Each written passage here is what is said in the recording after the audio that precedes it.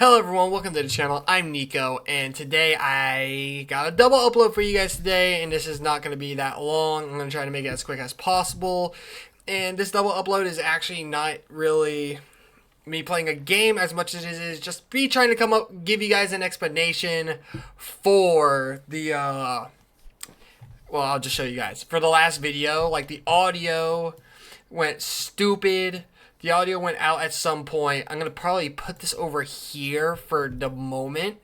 But I just wanted to go through, because around the beginning of this Miss the Light boss fight, which is what I called it in the video later on after it was already finished, the audio went off. You can't hear my voice at all. It's just this dump sound. Dump. So I'm going to pretty much just give you, it's not really much of an explanation either. I'm just going to try to tell you guys my thoughts, my reactions, and what I was saying throughout most of it. So with that said, until the thing started acting weird, I don't know when it started acting weird. It started acting weird here. You can hear it ticking, like,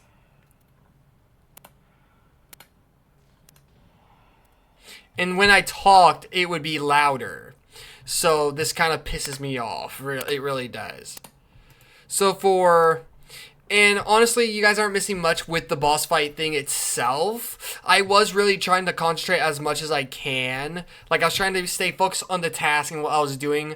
I was trying to be laser focused. I was still talking, of course, every now and then. And every now and then I would be in a panic. Like, where's the next electricity box? Where's the electricity thing and where do I need to get it to, while also maintaining distance from Miss the Light.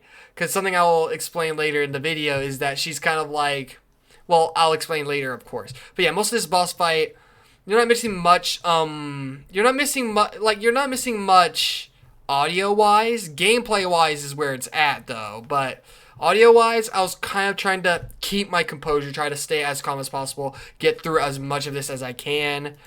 And then, of course, the big reaction came around the end, when I finally got to the next room, and this happened. Because, yeah, I managed to get the electricity there. I walked back, and then she just spawned there and started walking. So once she did that, I kind of already knew. Things were real. It was a chase now. So she was doing that. I turned around and didn't realize she was not picking up speed. So when I got here, there was a lever, and that jumped me. She sped through, and then this crushed, and you can see right there, it's written all over my face. Find a way back to the dome. But yes.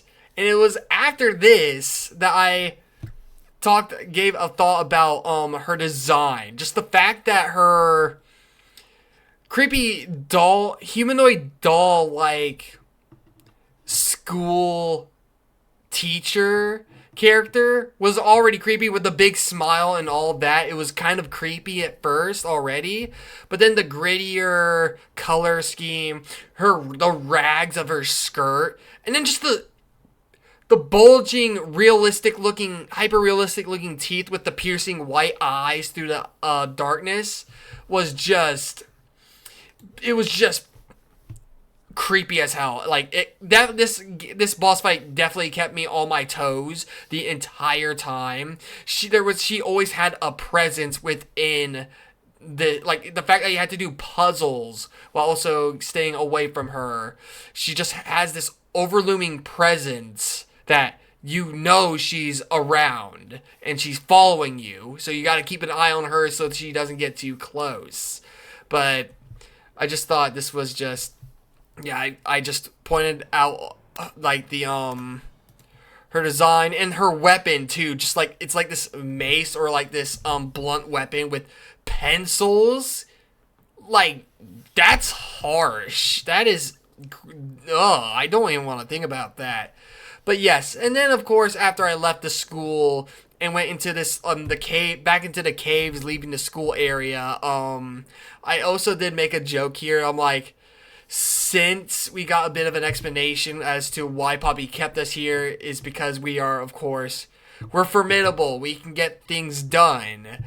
So the fact of that, and then us taking out another character, Miss Delight, I did make a little joke here. I was like, well, add her to the kill count. Add her to my kill count. We took care of Huggy Wuggy, Mommy Longlegs, and now Miss Delight. And of course, the prototype has Catnap for us to take care of next. But dear Lord, this is just, and it also makes me wonder how long she's even been in here for.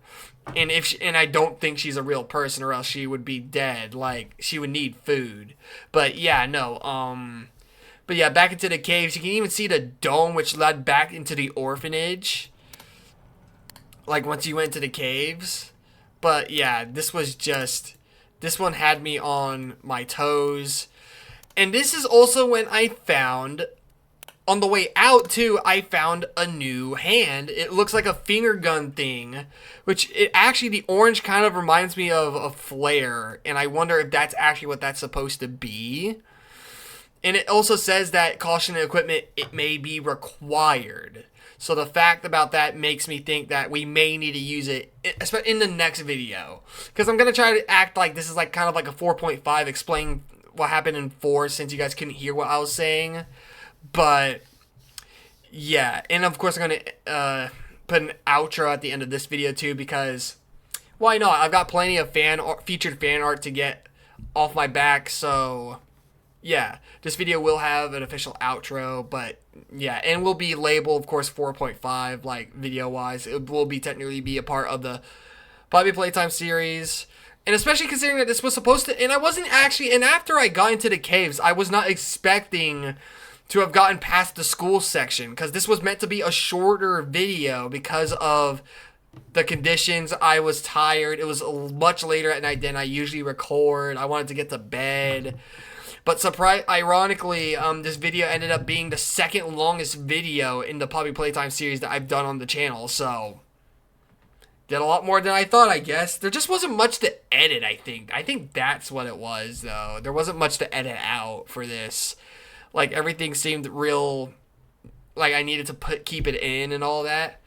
But yeah, we may need to use that in the next one. And I completely forgot my train of thought, but, yeah, and just hearing that kind of annoys me. It just annoys me, so I'm just going to keep it paused for whenever I'm talking. So yes, this is when we got to the cave-like area, I believe. If it will let me show the cave. Nope, it will not, because it's a piece of crap. This was when I was listening to the thing, though, but, there was this cave that led out, and then you could kind of see the dome-ish all the way to the left. The dome that had the orphanage in it.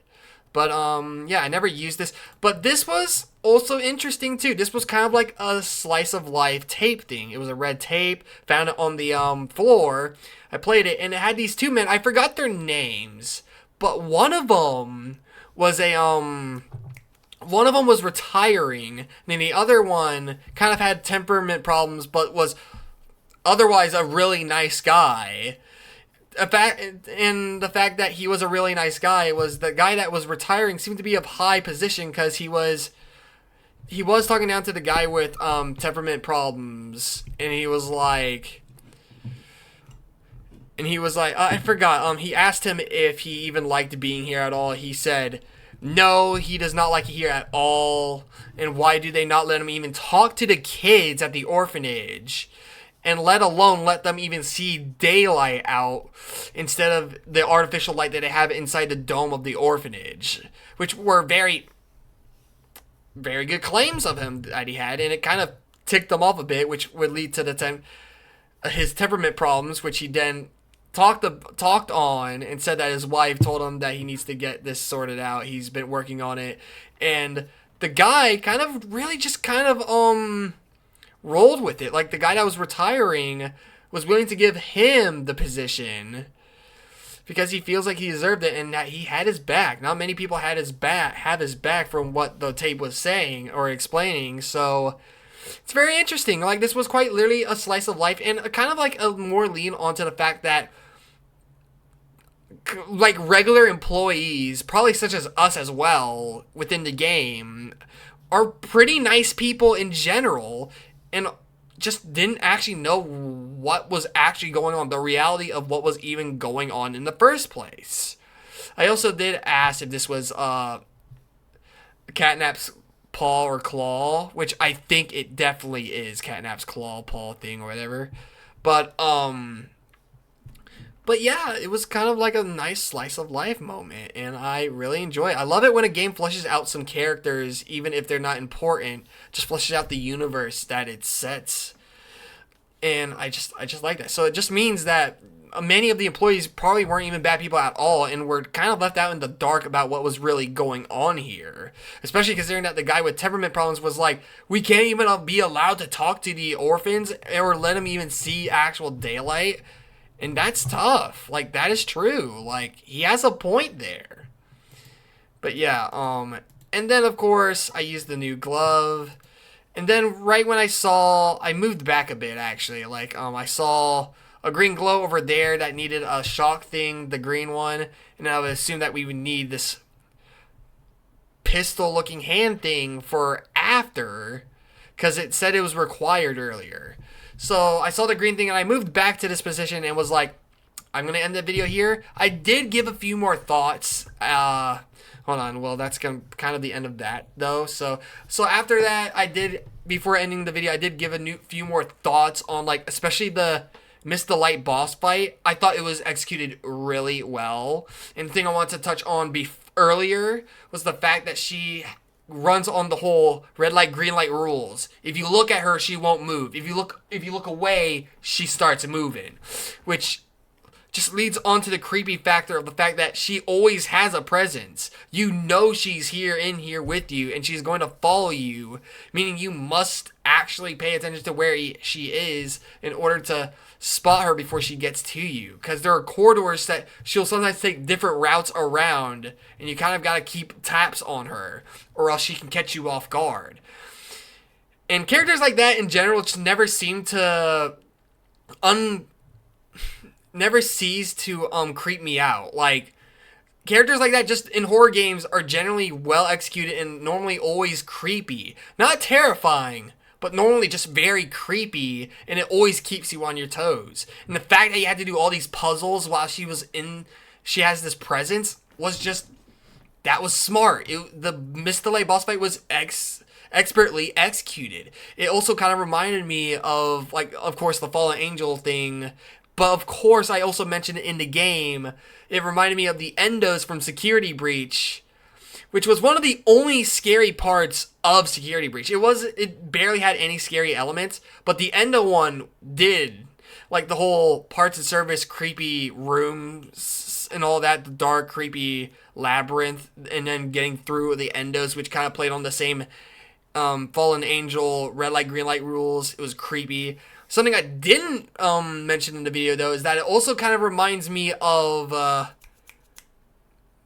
those statues from Dark Deception, which also played on that rule. And the fact that they're actual statues even played even more into the immersion of the fact that they play on the red light, green light rules, which is always just very creepy. Just, again, in most horror games, when there's that type of character, it never ceases to creep me out, but I feel like every game I've ever played that has that Fallen Angel-like character or characters, it always works. They always execute it right, and it just works for any horror game you're making. It does. Like, you had it in a horror game, and it's creepy. It keeps you on your toes, and it kind of like, it also kind of adds to paranoia too. You're like, oh, where are they? I gotta pay attention to them so they're not getting to you. But yeah, with that said, I think that explains everything that I wanted to talk about in this video. Or, well, explain from what I was saying in the video that was muted. Because, I think it's unfortunate that the very important bit at the end was cut out audio-wise. And that kind of... I'm a little calmer now, but it pissed me off this morning. Because, again, I only recognized it when I was editing in the morning, and I had no time to just redo it. Plus, it wouldn't have the charm to replay it as it would playing it for the first time. So I would have already known what was happening, which kind of would kill to the immersion of the game itself. So yeah, then I couldn't redo it. I just decided to upload it and decided that I would just do this secondary upload for you guys, giving an explanation, letting you guys know what my thoughts and all that were in the video, and pretty much explaining what I was saying in the muted parts of the video, or at least what I was trying to say and all that. But yeah, I think that's it. So this is gonna be a 4.5 official part, just explaining part 4. Expect part 5 next week. I will pay attention to audio and all that more often so that it doesn't happen again, and I can just reset the audio within the same video so that it just doesn't happen again. Because if it happens again, that will piss me off. I do not like it when my equipment decides to be stupid. But that said, hopefully you guys enjoyed this explanation video. Again, I keep saying explanation when it should be kind of like an information video, or like just me kind of just explaining everything I said, my thoughts in the video that you couldn't hear. That I know what I said, I know what I was talking about, because I said it, I would remember that. But yeah, hope you guys enjoyed nonetheless. This will be official 4.5, part 4.5, and of course, should be released today, on the same day of the upload as well. So, yeah, with that said, thank you guys so much for watching. I don't know what else to say. I'm exhausted, just like I was in the actual video, and I'm kind of dragging this out. But yeah, gonna do an official outro thing, because again, I got featured fan art to burn. So with that said, thank you guys so much for watching. Leave a like, subscribe, hit the notification bell so you guys never miss a video. And I'll see you guys in the next video stream in our post. Later, Gators. Oh my God.